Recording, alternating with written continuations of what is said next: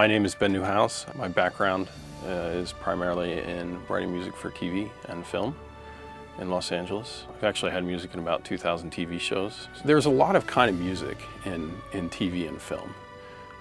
To ultimately, everybody you become a sort of specialist.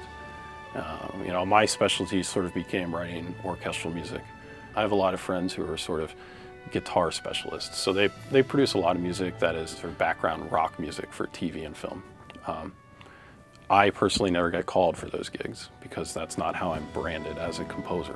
So to the extent that you can, it's worth thinking about what your personal specialty is or what your personal brand as a musician and composer is, because that is ultimately part of the reason that someone will call you, is because they need music of a certain type.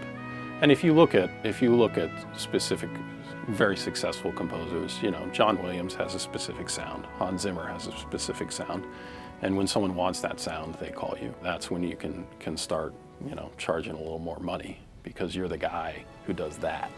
Ultimately, what you're trying to do, if you want to write music for film and TV, you're trying to get to know people who make film and TV shows.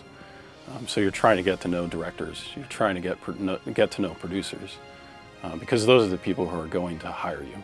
I think probably the #1 mistake I see with young composers or young musicians is they spend a lot of time with other composers and other musicians, because we have a camaraderie together. We are excited about the same things. If you can, try to hang out with potential clients, if that makes sense. If you're going to a party on a Friday night and you have the option to go to a party held by a composer and an option to go to a party held by a director, go to the party held by the director.